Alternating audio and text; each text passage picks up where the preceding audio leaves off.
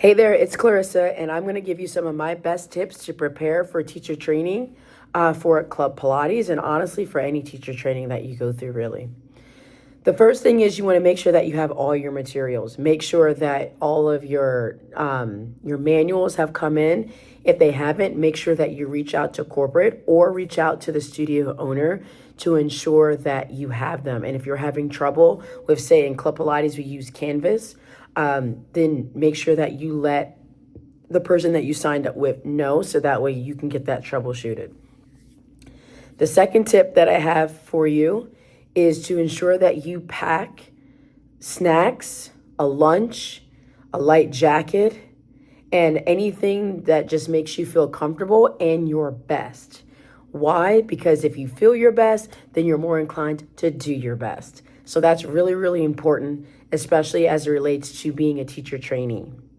Another tip that's not often talked about, but I will talk about it here, is it would be in your best interest to maybe start connecting with other people or members who might be going through the teacher training with you, just so you can start to troubleshoot and just so you realize that you're not alone in this process. Because if you have a friend in the process, it makes it a little bit easier to kind of have a buddy or a partner to do this process with, right? It always makes it a lot more fun.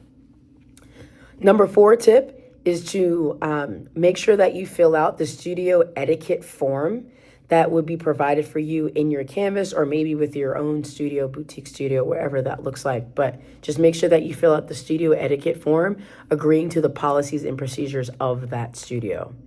Last but certainly not least, make sure that you have insurance.